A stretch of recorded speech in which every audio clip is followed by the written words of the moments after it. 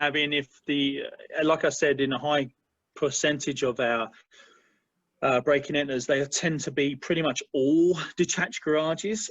Residential break-in enters are actually extremely low in this city because, well, especially since COVID, because everybody was home. But one of the things that we've been experiencing with garage break-in enters is that when a garage here is built, they tend to use just a standard man door. So it has normally one point, like the doorknob lock. And that's what I had when I built my house, and I immediately upgraded it. So as I said, like, you know, we've got like 82% or 75% of our garage doors are unlocked in the first place. So if we take that out and just say lock up, the other side of things is that you can add a deadbolt to your door. Don't just rely on the little doorknob with the key in the middle, because effectively that's an interior doorknob. It's an interior door handle. What we'd always say is put a deadbolt, so a separate key deadbolt on the door, and then they're not expensive. But if you go to something like Calgary Lock and Key, they'll sell you, or even fit for you, what's called a door shield.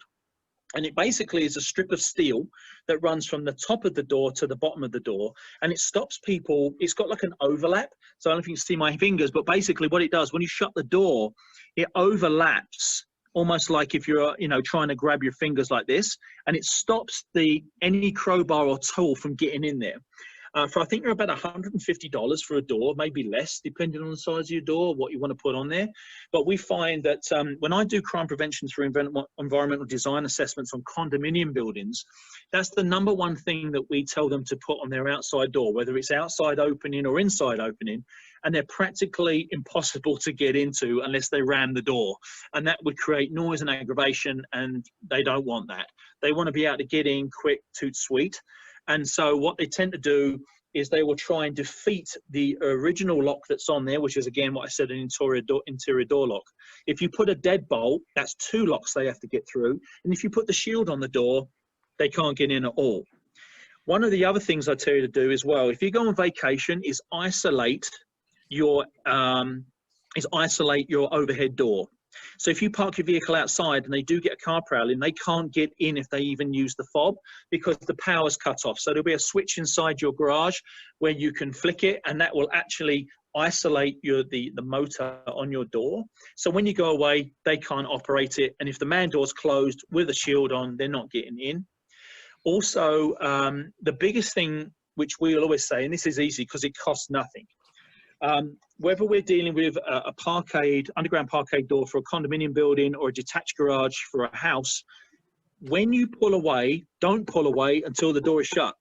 And so if you're backing out and you close your door, stop and wait for that door to go down. A couple of things. 1, you know it's closed.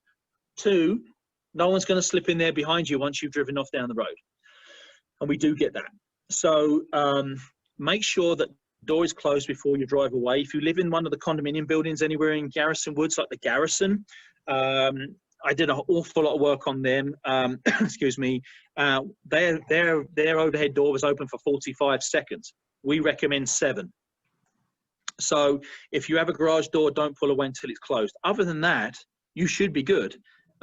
If you have a side entry door into your yard, put a bolt on it, and it just stops people getting in.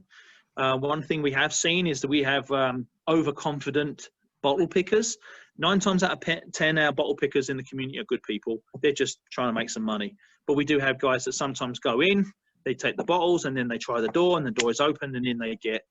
And that's how we start getting car runs with garages. So that's what we would recommend. Does that help you out?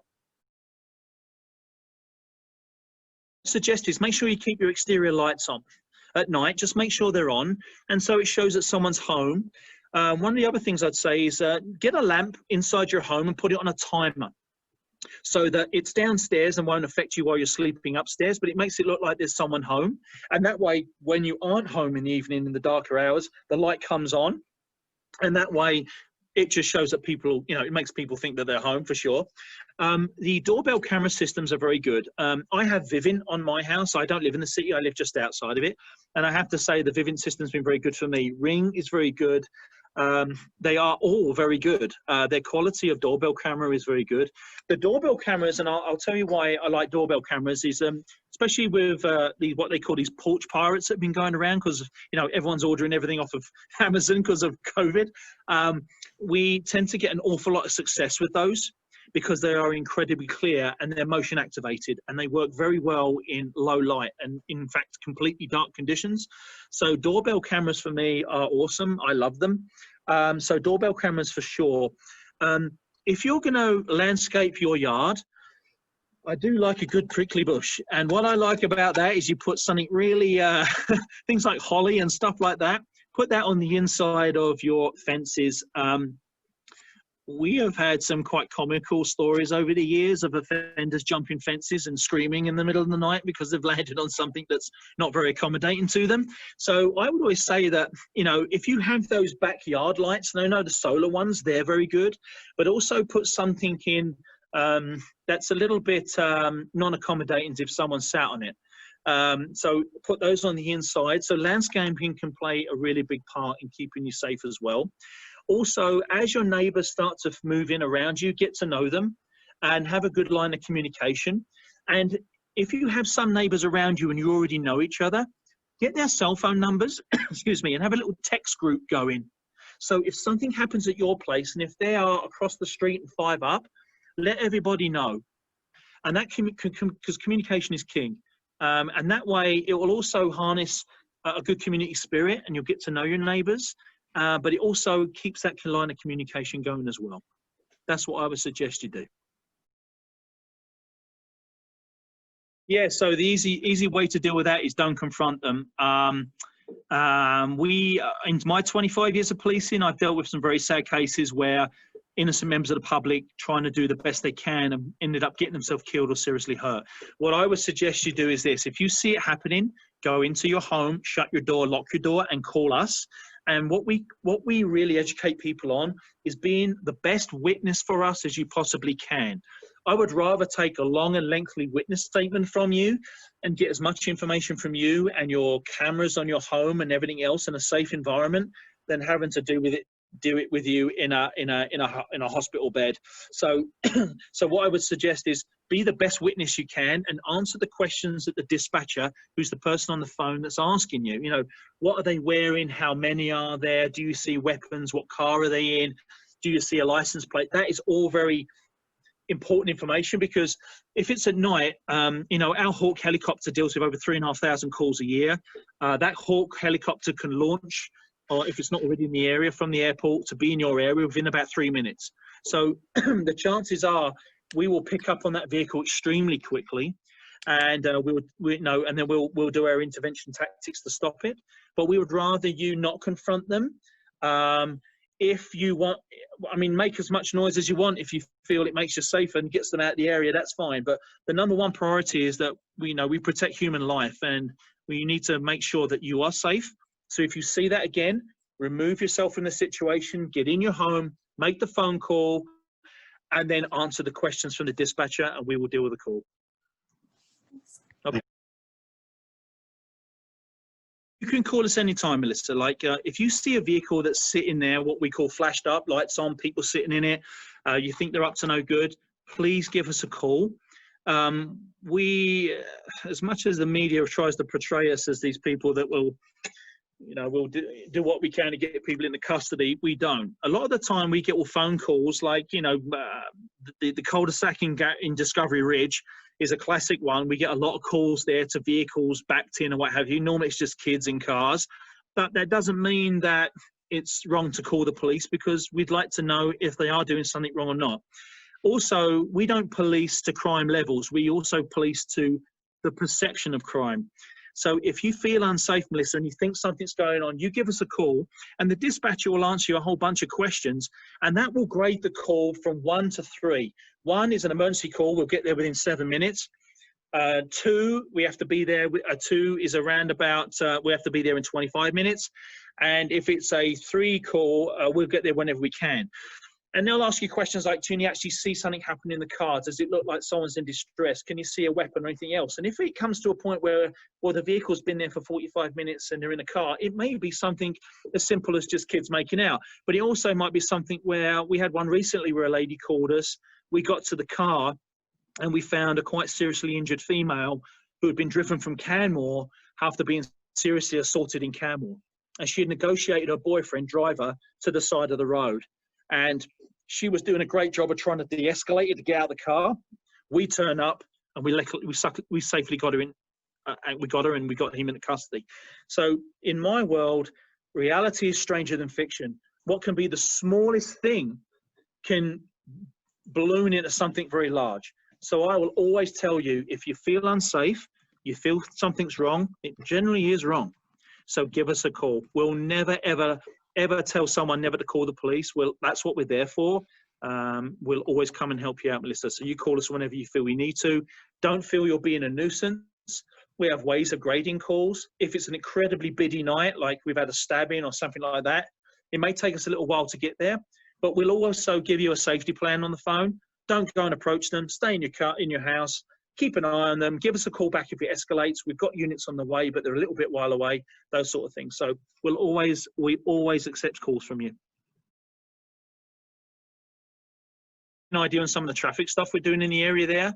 Obviously, we had a lot of problems around the way that the construction areas were set up, 33rd and all around the area. We did a lot of work with the developers in the city, and we got that sorted out. There's a lot of construction in your area and also a lot of infills going in around your area. And so whenever we see those infills, Lauren, what we've been doing is stopping and having a chat with the guys and saying, look, just because the house is not, occupied, get the locks on the door as quick as possible. Copper theft is still a thing, and there's a lot of copper fittings within the building. So we're being quite proactive on that front. So, and we're dealing with some of your traffic issues as well. So we've got traffic teams in there dealing with that as well. A lot of the time, if people just leave their vehicle unlocked and nothing's been taken, they won't call us. So they believe that they have to have something stolen to call us. We would always want to know.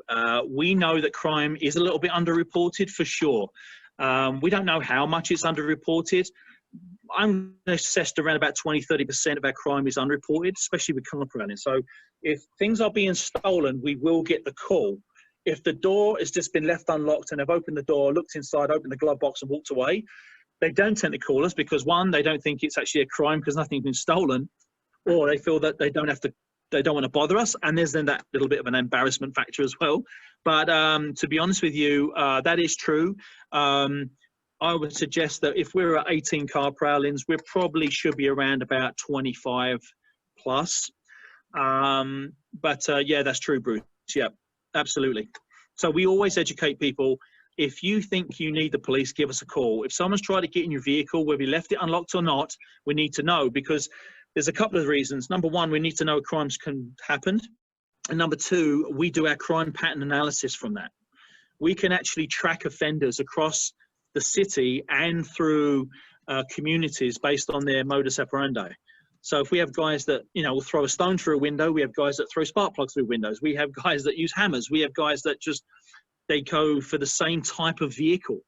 So things like old Honda Civics, you probably know that they're one of the most stolen vehicles in Canada. We have guys that target them. We have guys that target missing Pathfinders, the old type.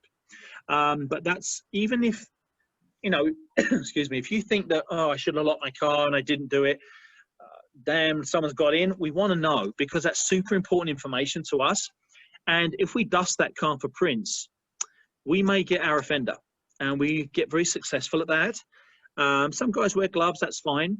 But we also have guys that wear gloves but cut themselves.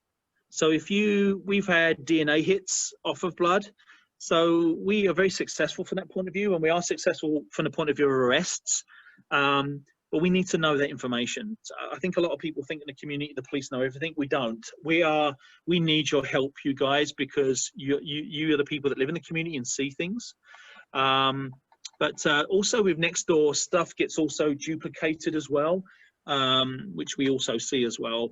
So yeah, we do see a bit of underreporting, and we really would like those phone calls. So CCTV acts in two ways. Number one, it's a visible presence, right? So someone sees the camera and they don't want to get involved because they see the camera and it's a visual deterrent. But the whole idea for us for CCTV is it gives us the evidence to enable us to find the identity of the offender. So what we do, if we have CCTV and it's provided to us, it goes to our analyst and we take stills out of it.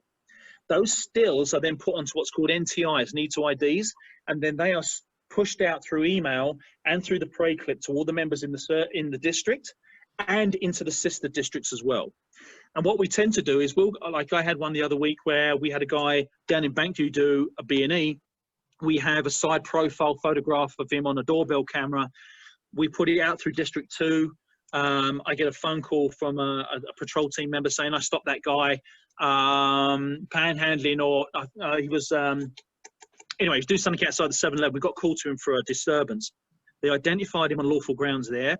Then I got a phone call from District 3 and a District 4 member that told me I know exactly who that guy is because he's targeting Kensington and in areas in Forest Lawn. So we know that he had a bike, but we didn't know where he lived. So now we've identity, because without identity, we have no charge. We have to know who the person is to lay the criminal charge. Once we've got their identity and we have them, the video speaks volumes. And what ends up happening is that we will then lay a charge by way of warrant. So if I can't find him, he will now be wanted on warrant. And if he gets stopped and his name is run in the national system called CPIC, we'll get the arrest and he goes to jail. So the problem we also have as well, Luella, is that if someone commits an offence of theft under $5,000, the charge is no different as if you stole a candy bar. Theft under $5,000 or mischief under $5,000 is a summary offence with imprisonment up to 6 months. Unless they're a real repeat offender, they will not go to jail. It will be, unless we have cumulative charges, they really don't go to jail. They get fined or probation or what have you. Also, we had a whole bunch of changes through the federal government this year in relation to how we arrest people and how we release them. And unfortunately, we now have to release people on promise to appears, or what's called appearance notices with conditions, more so than we would if we held them in jail. And we do have offenders in the community that are on 15 release orders. Wow. So it is a little bit soul destroying for us from that point of view. But we tend to be arresting the same guys. Most of the guys know me by name, and I know them by name and date of birth as well. So most of them, you know, and that's good. That's good. Most of our men and women here at District 2 are extremely proactive.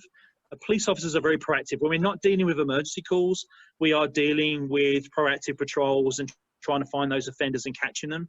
And we have a lot of success. We just have a lot of them. And, you know, putting someone in jail and they're out by the next morning to continue doing that is very hard when there's not an awful lot of jeopardy that they face. So we tend to be sort of, you know, the revolving door of justice, it's been called. We do have that issue for sure. But yeah, the videos are very, very important to us. Just to let you know is that the hardest type of evidence we as police officers deal with is eyewitness evidence. And the reason is it can be called into question. Everyone's idea of what someone's doing bad to what someone else is doing bad is different, but CCTV doesn't lie. And so we find that CCTV is incredibly important to us. Yeah. Okay.